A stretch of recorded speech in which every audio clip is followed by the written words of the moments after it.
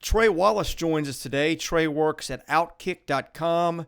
Trey, a good buddy of mine in the media business for a long time. Hey, thanks for joining us today on a busy time for you. It's always a busy time for you. Well, you know what? It's college football season, man. We mix in a little bit of college basketball as well. We got ourselves one big juggernaut to cover. So always happy to join you, brother. By the way, I see Peyton Manning peeking out from behind your right ear. I watched the Manning cast last night. That's a blast to watch. It is. It's fun, man. It's really different. I like the guests that they bring on. I think it adds to it a little bit. I have a bunch of different pictures of different quarterbacks, kind of around my place, and you just got lucky by seeing Manning. But man, yeah, I enjoy it. They did a really good job with it, and it gives something different than the regular old, play-by-play call. Let's talk SEC football now. I guess the big story continues to be Gainesville. I don't think any of us thought Florida was going to go to the half being tied 42-all with Sanford. I thought the video after the game was kind of absurd. I know that a win's a win, and you want to celebrate that when you've been losing a few, but it just was an odd look when you're acting like you won the Super Bowl beating Sanford. What's your take on that whole situation down there?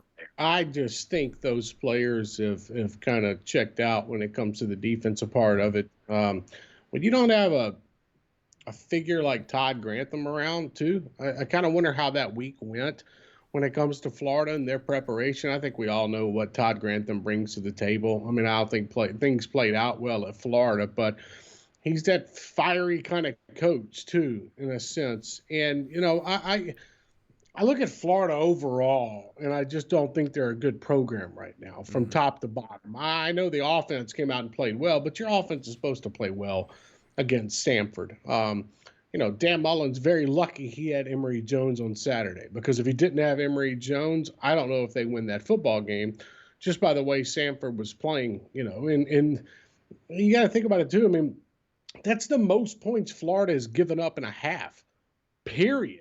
In the history. And it came against an FCS school, that's lost to Chattanooga and the, Virginia Military Institute. So, I just look at it overall, and I think the Gators have themselves a problem right now. And honestly, I feel like with the moves that they made, okay, that's fine, getting rid of 2 assistant coaches. But, Chris, if they go to Columbia and lose that game to Missouri, or even come back, to the state of Florida and lose to FSU.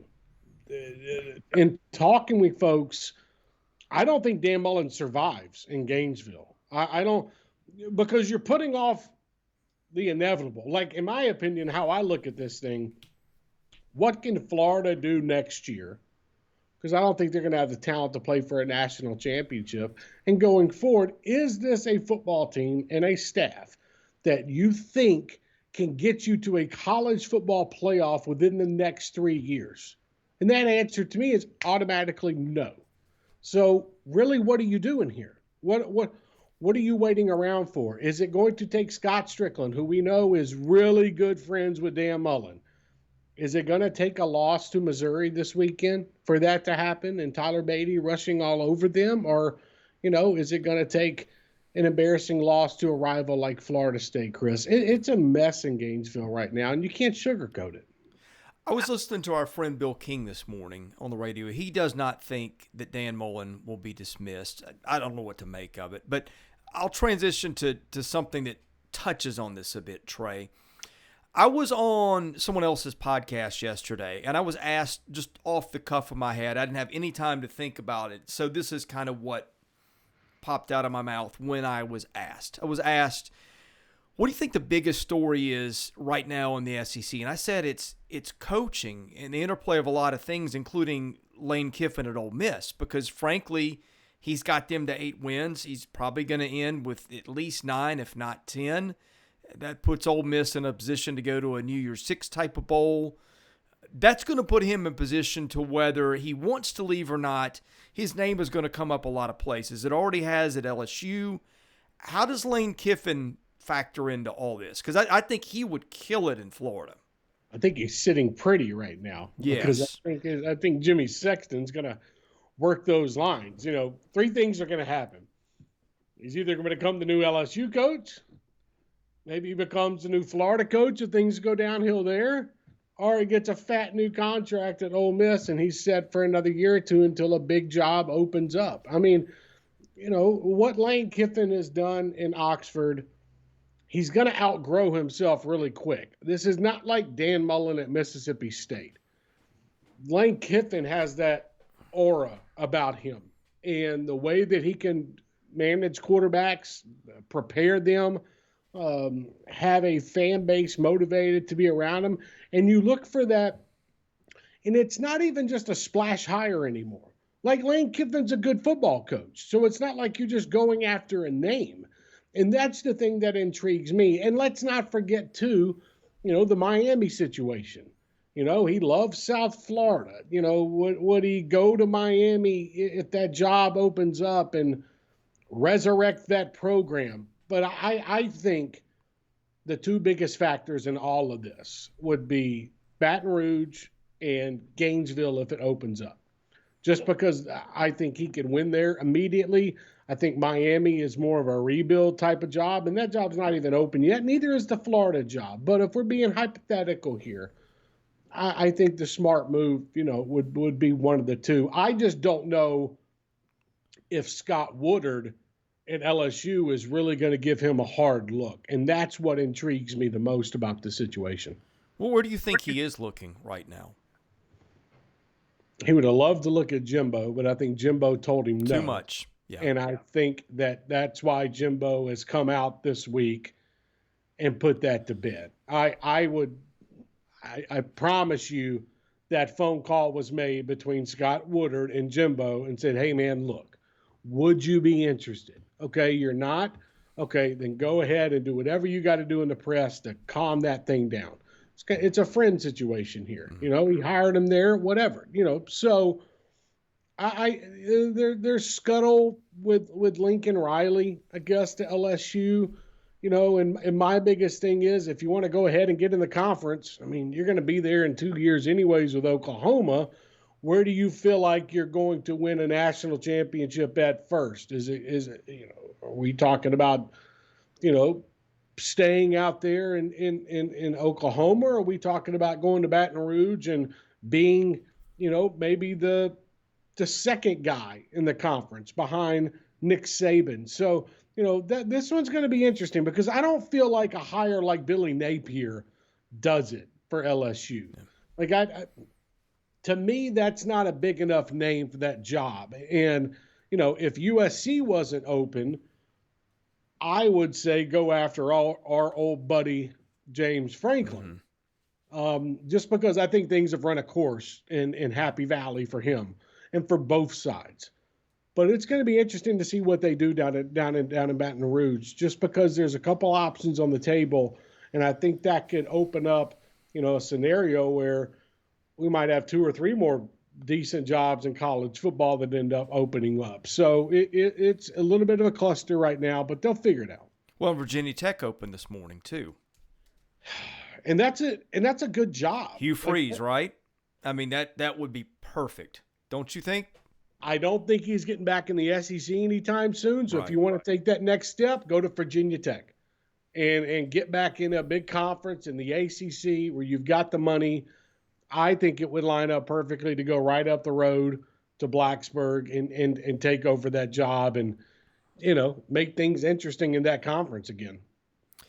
Were you just astonished about how that Auburn game went last week? Not that Mississippi State won, but 28-3, was that what it was? The old Falcons-Patriots score? Yep. And then it just went up in flames.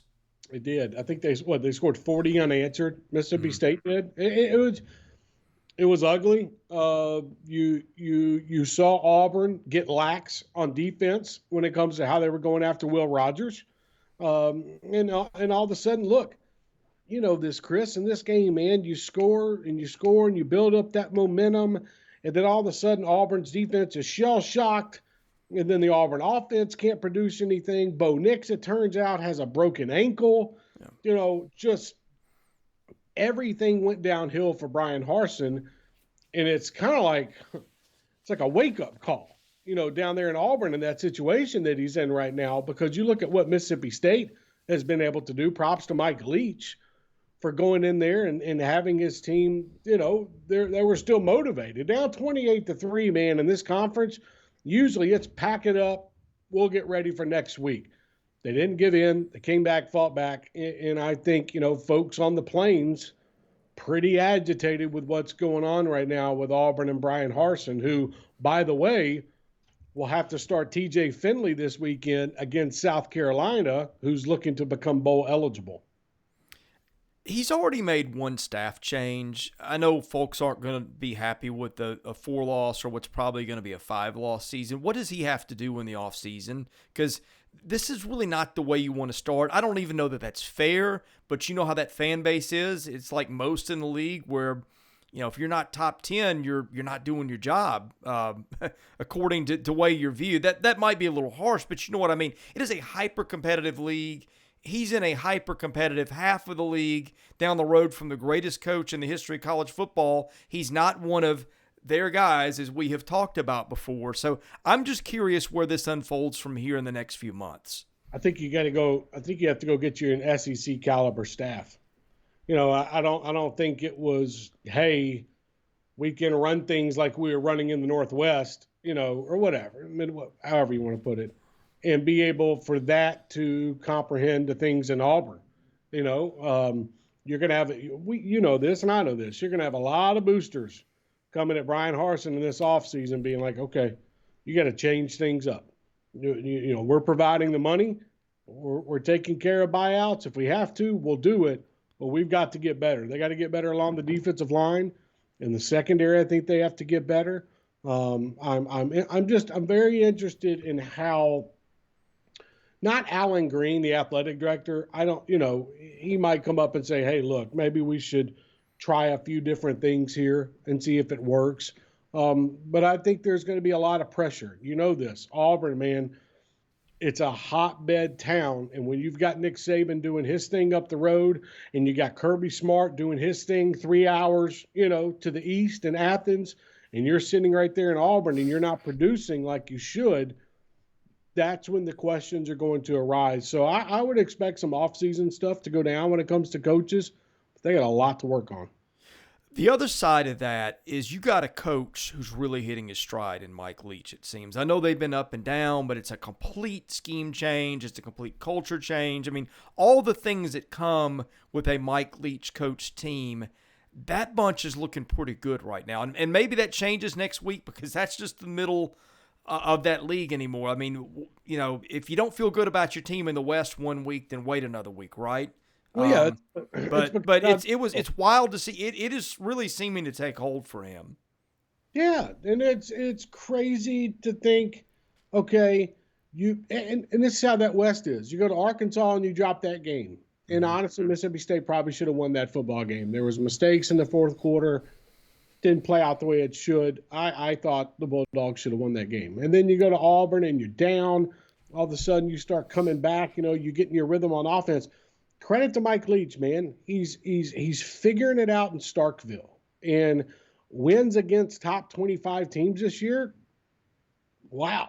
It's kind of mind-blowing when you look at the record and how they've been able to put it together. But also it's more or less, too, Will Rogers is comfortable in the scheme that Mike Leach is running. And this Mike Leach offense, he's got to have a quarterback he can trust. And when you have somebody like that, and you have somebody that you built up in Rogers down there that can command that offense, that knows it, not second-guessing it, you're going to have success. I agree with you. The West is just wild, man. It's 1 week a team is losing. Go look at Arkansas at LSU. Arkansas, that game, LSU should have put it away. Arkansas comes back and wins. Same thing with Auburn. Should have put State away. And then, you continue to look around the conference at these different types of atmospheres and games and how things play out. And that's just the West. And you're going to get that every single year and every single week. So if you're going to play close, I guess is the best way to put it with Alabama, there's certain games that you have to win. In a game like that over Auburn, that's a big one because now it gives Alabama the perfect opportunity this weekend against Arkansas to clinch the West get that over with. Don't have to worry about the Iron Bowl, even though they will, and it's a big game. What I'm getting at, their ticket to Atlanta will be punched if they can take care of Sam Pittman in Arkansas. So you just look at everything that goes into the Southeastern Conference. There's a reason why that Western Division is so difficult. I credit Mike Leach for what he's done. You know what else is difficult? Who's coach of the year? I mean, because you got Kirby Smart sitting there, going to run the table in the regular season. You've got what Sam Pittman has done that's remarkable. Lane Kiffin. I mean, I think those are your top three. I mean, Nick Saban always has got to be on the short list. I think people just take it for granted, but he's not going to get it. But just saying, year after year after year, that's coaching. We tend to think a coach of the year is the guy who did the most with the least, but coaching is also recruiting and building your program, which he's done. I mean, Josh Heupel's done a good job. I don't think he's going to be in the conversation. Mark Stoops might have been a couple of weeks ago.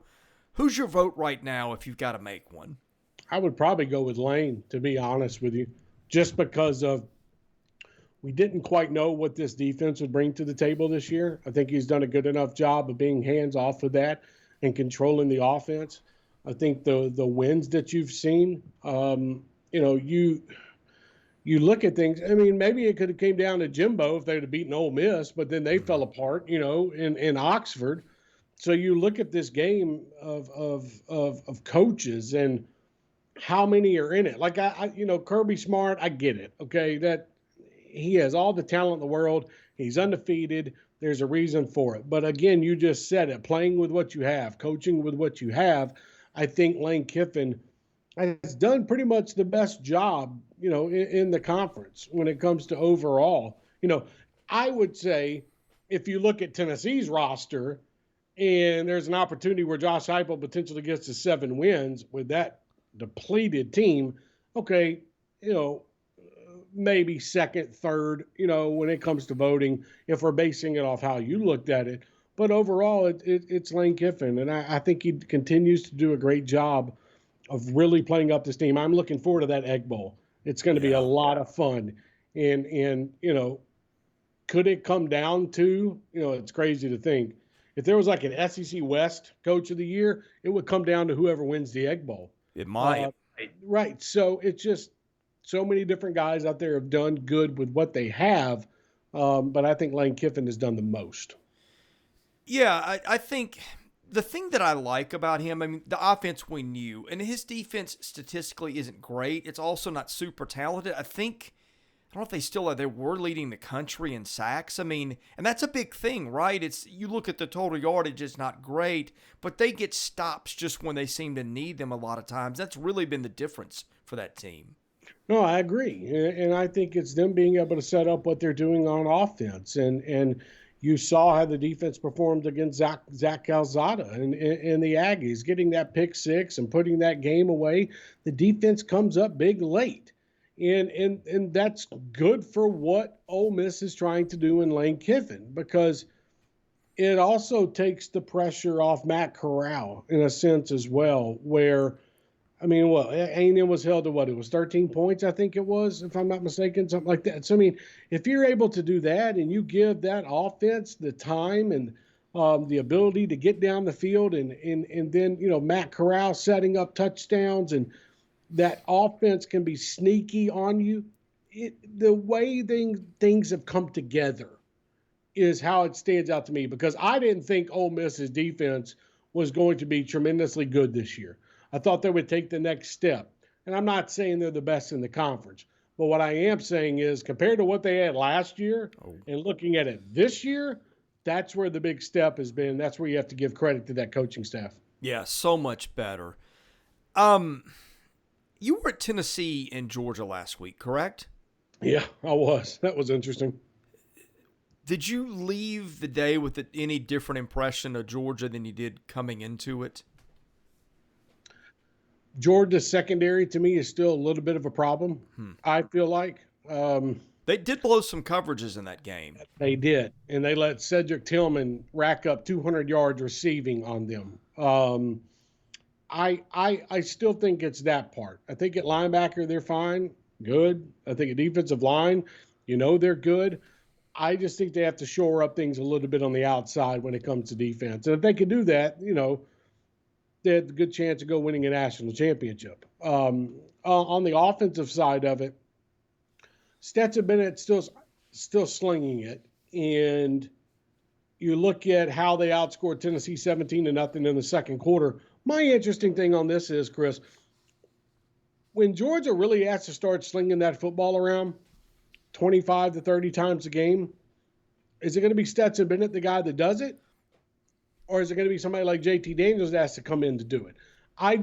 They've been able to rely on that rushing game with Cook and Zamir White. Kendall Milton's been a little hurt. Maybe he returns before the SEC title game, and you have yourself a big three-headed monster. But it's interesting to me how it's going to play out, because I give credit to Tennessee. They did a good job of getting after the quarterback and pressuring Bennett. If Tennessee was athletically gifted enough on defense, I don't think you would have seen as many yards out of Georgia, because they missed a bunch of tackles against the Dogs. So if we're looking at it, I'm interested to see what happens if they get into a shootout. And maybe that comes in Atlanta against Alabama, or potentially maybe in the college football playoff. But right now, I think Georgia's the team who we thought they were. And I think defensively it could lead the way. But sometime or another, Chris, they're going to have to rely on this passing game, and I'm interested to see when that's going to happen. Okay, two things on Georgia I want to dive into for a minute, Trey. Yeah.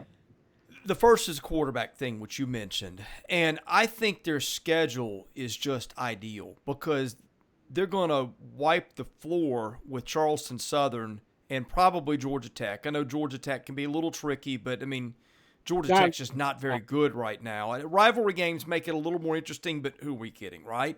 So to me, you get yourself a lead with Stetson Bennett in the first 20 minutes, and you go to Daniels and you see what he can do in those. At least in the one this weekend, right? These are the two games where you see what JT Daniels has, and if he could be a factor for you in the college football playoff, and if you need him in the SEC title game. They're not going to have a problem with Charleston Southern. They should be up 42-0 by halftime, and that game's wrapped up. And then you say, hey, listen, Charleston Southern, sorry, we're about to come out and sling the football around because we have to, and we need to see what we have at quarterback. You just got to get that timing down. That's the biggest thing as well. And even against Georgia Tech, I don't think the Yellow Jackets are going to be a problem for the Bulldogs this year. So that gives you another opportunity to figure out what you have. They have 2 weeks to prepare for what Alabama's going to bring at them in that title game. And honestly, I think you've got to get Daniels in that flow, if you can, of at least getting him some experience, because we've seen with Alabama's defense, they can get after the quarterback. And what happens if unfortunately Bennett goes down with an ankle sprain or something along those lines, because he likes to scatter outside the pocket and run the football at times. So I'm just saying, if there were ever the perfect opportunity to really get JT Daniels back involved, it's these 2 games this year. And I don't know if that would even hurt, if I'm not mistaken, I don't know if even that would hurt his red shirt, because I think he's only played 2 other games this year. So if he plays 2 more, then that would count to 4. So I don't know if it would hurt his red shirt to be involved in these next 2 games. Well, and just as a little rabbit trail off that, I think both of them can come back next year, and they're always recruiting 5-star kids. I was listening to Bill King talk about that this morning. I thought that's a great point. Like, how do you manage all that going forward? I guess you just take what's in front of you and you deal with it. But it's a great problem to have, right? I guess. Do you see Stetson Bennett coming back for a 6th year? Why not? Where is he going to go? I get it. But is Stetson Bennett an NFL quarterback? I don't know. I'm just saying, for next year, that's going to be an issue for them, I think. No, I do too. Because they have Brock Vandagriff, if I'm not mistaken, at that 3rd spot. And then they're also bringing in another 5-star. That quarterback room is going to be loaded. Yep. So I would imagine there might be some attrition out of that room, just because, look at Brock's standpoint. Does that kid want to not play for another 2 years? Yeah. That's what it is. Justin Fields all over again. Right. Is it the Alabama way where these guys stick around and they wait their turn and they might get one crack at it in one season? So that part's going to be interesting to see how they handle the quarterbacks. Okay, you mentioned their offense not looking great at times. And they don't have they've got a lot of really good players. Now, they all split the load. They spread the ball around. They split carries. And they've just got all these 4- and 5-star kids, and it works. But, you go back and you look at the schedule. How many great defenses have they played? I was going and grabbing the schedule just to make sure I didn't forget anybody. The defenses they played that have been decent, Clemson, they didn't get an offensive touchdown. I don't know what you call South Carolina. They're better on defense than offense, but I don't think that makes them a good defense. Arkansas is okay. Auburn has been okay at times, but didn't look great last we looked at them. No. Kentucky has faded as the schedule's gotten tougher. Florida is just a train wreck. Missouri, Tennessee, neither of those are really good defenses. I think it does beg a question: is that Alabama game now, between that and the fact that Jamison Williams is just running wild through people, and you mentioned the coverage issues, I don't know. Maybe I feel dumb 3 weeks from now, but to me, this game is getting a little bit more interesting by the week. You're starting to ask that question in the back of your head, and you're like, who has Georgia actually played this year?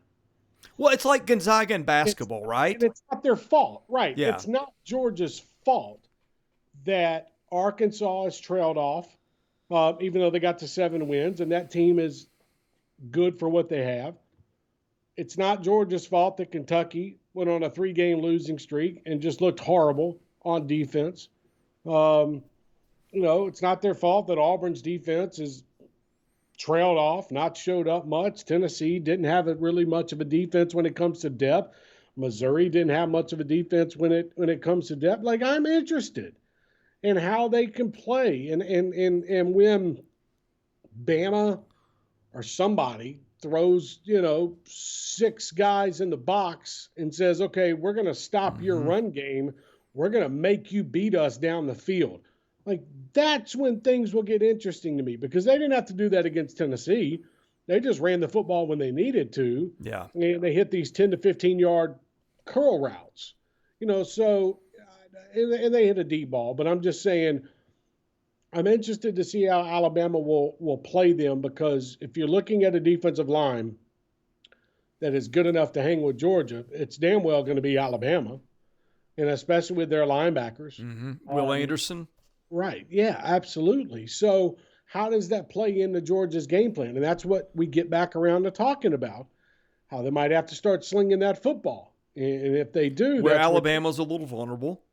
Right. Alabama is a little vulnerable in their secondary. They really are, especially across the middle, when it comes to getting behind Henry To'oTo'o. So it's going to be an interesting matchup and how they put it all together. But I'm kind of there with you. I want to see how good. I know this Georgia defense is good. I know Jordan Davis is good. I want to see really how good they are against Alabama, and I think that's what I'm looking forward to in 2 weeks. Well, look at it this way, okay? The best 3 defenses in the league, 1, no question, Georgia.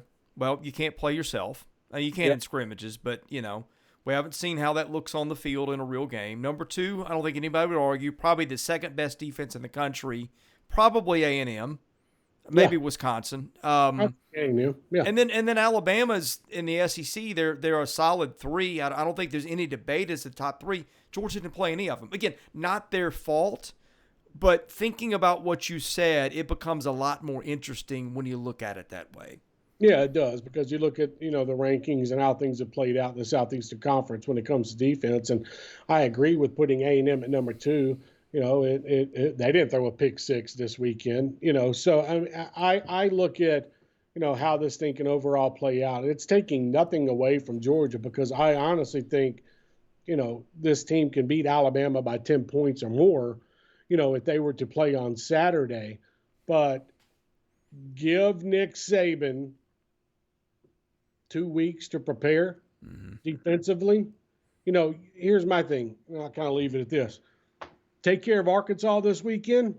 you're set for the title game. That's when you start preparing for Georgia's defense. I know you got to play Auburn in the Iron Bowl, and I get that, but you're already in the title game.